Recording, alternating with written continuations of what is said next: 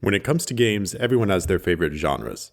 For me, there have always been certain types of games that I particularly enjoy. JRPGs, TRPGs, Grand Strategy, 4X, RTS, and Metroidvanias, to name a few. However, there is one class of games that I would say has my attention and interest over all others. Weird games.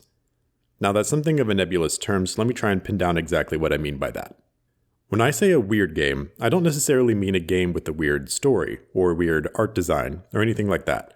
What I'm talking about is when the game itself, as in the design and the way it plays, is weird.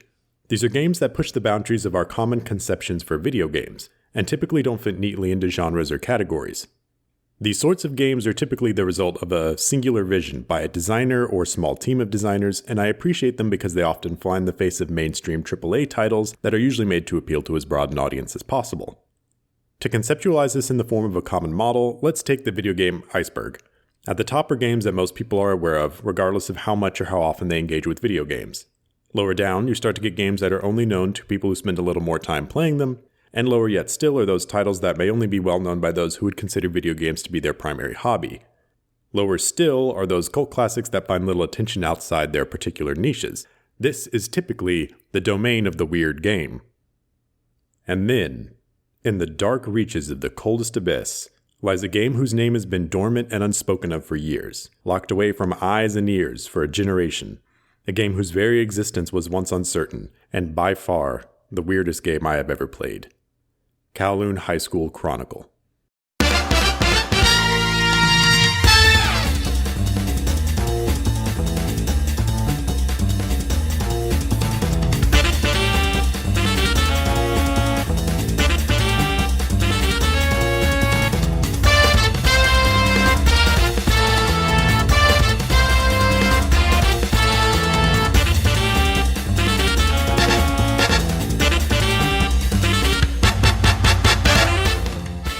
Everything about Kowloon High School Chronicle is weird. It is saturated in strangeness from head to toe, and the experience of playing it makes one feel as if otherworldly tendrils are reaching out and tearing at the fringes of your sanity. In fact, looking into the history and backstory of the game has only made it weirder somehow, and the longer I stare into the unfathomable abyss in which Kowloon resides, the longer and harder it stares into me also. Kowloon High School Chronicle was originally released in Japan for the PlayStation 2 under the name Kowloon Yoma Gakuin Ki, literally translated as Kowloon Spirit Academy Chronicle. Kowloon is a reference to the Kowloon Walled City, a former enclave in Hong Kong that was once the most densely populated place on planet Earth. Now, what does the Kowloon Walled City have to do with this game? Absolutely nothing. Are you puzzled by this? Good, get used to that feeling, because it is not going away and it will not be resolved. So, the game itself. Kowloon High School Chronicle is an RPG, Kowloon High School Chronicle is a dungeon crawler. Kowloon High School Chronicle is a visual novel. Kowloon High School Chronicle is somehow all of these genres and yet none of them at the same time. The mind behind this game, Shuho Imai, has coined his own term for the category of game he believes Kowloon to belong to: young adult school fantasy. Now that tells us nothing about the way the game actually plays, but it at least sets the stage. In Kowloon, you take on the role of a treasure hunter, a person whose job it is to delve into ancient ruins and acquire treasure from them for the sake of the Treasure Hunters Guild or Society or something of the sort. You are commissioned by the aforementioned society to investigate a system of ruins recently discovered underneath a high school in Japan. You are to accomplish this by posing as a high school student. You even enter your character's information onto the school's application, right down to the name, date of birth, and prefecture of residence, as well as best subjects. So abrupt and frank was this presentation that I just dutifully entered my own first and last name into the fields, which turned out to be a hilarious mistake on my part. You see, in casual Japanese, people will usually refer to you by your last name rather than your first, especially in school. So whenever my name appeared in the dialogue, it was always my last name rather than my first. I have never been addressed by my true surname in a video game, and it only heightened the sense of unease and strangeness of the situation.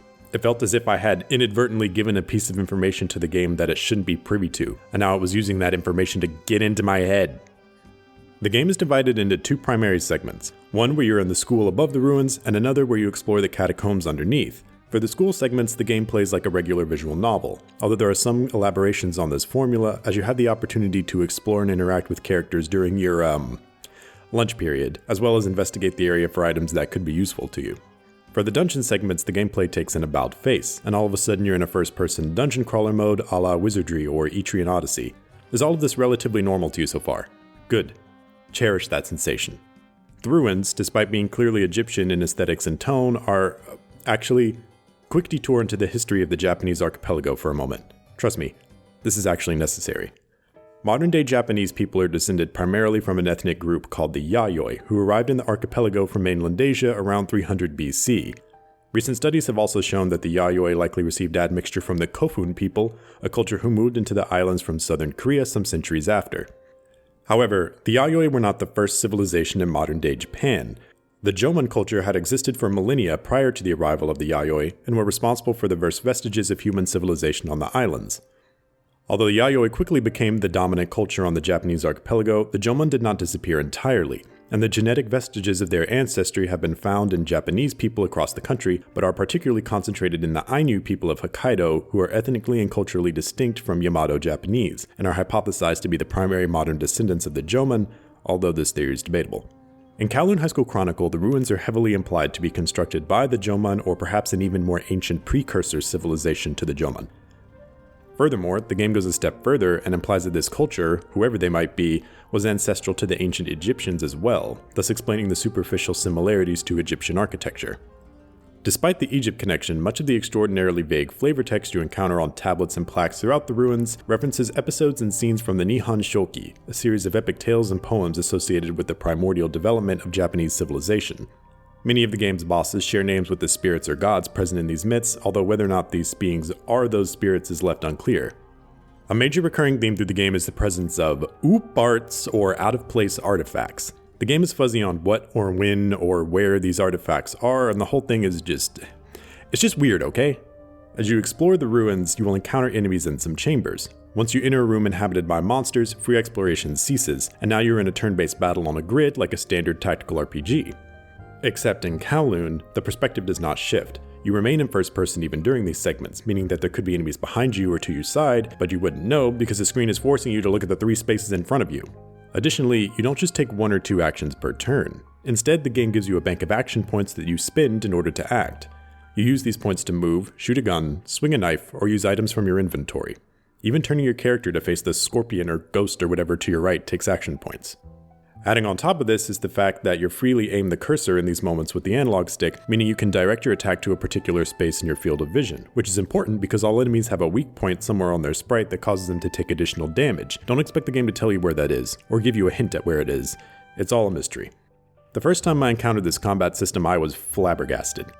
It has elements of JRPG combat, tactical RPG combat, even FPS combat, but somehow feels alien to all of those systems, and instead just assimilates them all into one Jeff Goldblum Brundlefly combat system that is utterly unlike anything that ever was or ever will be. In the boss battles, monsters will often inflict you with certain status effects. Normally, not a big deal. However, in Kowloon, these status effects are so arcane and incomprehensible, it forced me to stop playing on multiple occasions. The status effects have a range of consequences. Some prevent you from moving, others restrict your AP pool, and others will prevent you from using certain weapons. Here's the kicker though. The game doesn't tell you when you become afflicted with these. A little symbol will appear on the UI, but that's it. For a decent chunk of the game, I didn't realize what those symbols meant, so I was getting immobilized and paralyzed seemingly at random with no way to mitigate it. I didn't even realize status effects were a thing until I encountered an item that allowed you to recover from nausea. So at this point, I did what any discerning gamer lad would do. I looked up a guide. Except this is when the story takes a turn. See, Kowloon High School Chronicle was not released outside of Japan back in 2004. It didn't see the light of day in North America until a Switch port was released in 2021, 2.5 years ago. So when I downloaded and booted up Kowloon for the first time in January 2021, I was one of the first people to ever play the game in the English language. That meant that when I looked up a guide on the status effects and what they do, I was met with absolutely nothing. When I started playing Kowloon, there was no information about it published anywhere whatsoever. I stream every so often. I haven't been able to so much recently, but a couple years ago when I was still in school, I would flick on the stream 4 to 5 times a week. There's a lot of lost media from this era, including an 8-hour Yakuza 0 stream that I'm quite proud of, but one of those lost streams is me attempting to fight the same boss in Kowloon High School Chronicle for 4 hours. The stream is a chronicle of a man slowly losing grip on reality and succumbing to the wild grasp of insanity. This particular boss would make use of multiple status effects, and every time I reached out, Begging for some solace, or clue, or information of any kind, I was met with cold, indifferent silence. No guides, no walkthroughs, no gameplay, nothing. I swear, when I typed Kowloon High School Chronicle into YouTube, no results appeared. It felt like I was in possession of a cursed object that no one should have, like the videotape from The Ring. I questioned if the game really existed at all, or if it was just a cruel, metaphysical prank being played on me by an eldritch entity. I still question it. It wouldn't surprise me at all if I upload this video, go back to watch it, and it's just a blank screen for 20 minutes. Yet in spite of all of this, somehow it gets weirder. The in-school visual novel segments afford zero respite from the bizarre cavalcade of chaos that is Kowloon High School Chronicle. All of the characters have this mid-2000s Death Note character design, and you have some pretty recognizable stock archetypes. There's the nerdy glasses girl who's into aliens for some reason, the lovable delinquent type who smokes incense sticks, not cigarettes, a spunky pseudo-love interest, token goth girl, creepy doll girl, this guy who likes rocks, and a sultry nurse. Each chapter will feature a character in their sub-story. This character will inevitably be the boss of the next round of dungeon exploration, but will become a possible party member once defeated. Oh yeah, did I not mention that? There are party mechanics as well. You can take additional characters with you into the ruins each time. Each character has a special ability that can be used in combat. For example, this girl hucks a tennis ball at the enemy. And guess what? Because Kowloon High School Chronicle is a nightmare game coded in an ancient unknown language, the tennis ball does more damage than every other weapon in the game. Knives, guns, grenades, they all do significantly less damage than those stupid tennis balls. There were some bosses where I centered my whole strategy around how many tennis balls I had. You interact with NPCs during the school bits in one of two ways. You have the standard box of dialogue options that you would see in a game like this, but Kowloon gives you something else too. In some dialogue situations, you are presented with this. Occasionally, an NPC will say something that prompts this wheel to appear, and you react to whatever the character said by selecting an item on the wheel. You do this by either pressing a button on the D-pad once to select the lower option, or by holding it down to select the upper option. Imai-san calls this the emotion input system, and in theory, it's actually a pretty good idea, but there's one problem. Quick detour into linguistics for a minute. And yes, this is necessary. In written Japanese, kanji are Chinese characters appropriated for use in the Japanese language. People who speak languages that use alphabetic writing systems like English often look at kanji and presume that they represent letters or words. In actuality, it is usually multiple kanji together that constitute a word, or there could be single kanji words as well. However, a single character doesn't represent that word per se, but a concept or idea, and can usually be read in multiple ways and have different spellings. For example, this is a character that generally means large or big. It is used in multiple words where it lends that general meaning to the word, but not necessarily that particular word itself, if that makes sense. While the word dai means big or large, the actual character itself is more associated with the idea of bigness, as it were. What this means is that people who speak languages where these characters are used often immediately make a connection between a character and an idea at a glance. All writing systems have their own pros and cons, but this is a major pro of the character system used in Chinese and Japanese. In the original Japanese release, the emotion input system uses kanji characters to convey the emotions and responses each one is intended to represent. A Japanese speaker would be able to glance at the wheel, immediately get an impression of how each response feels, and then input their selection based on feeling rather than meaning. When ported to English though, the system is less elegant. Pro of alphabetic systems like English is that we are able to construct words out of basic building blocks of sound, and then assign a direct, gestalt meaning to the resultant word. In Japanese, the meaning and pronunciation of kanji can sometimes be ephemeral and misty, which is why Japanese people often need to specify which kanji are used to spell their names. In English though, a series of letters will, in general, always mean the same thing. In the English version of the game, the 8 responses in the emotion input wheel are joy, love, somber, grief, amity, anger, cold, and hot. Now some of these are sensible. If I select the joy response, I have a pretty good idea of how the character I'm talking to will respond. But what about cold? Or hot?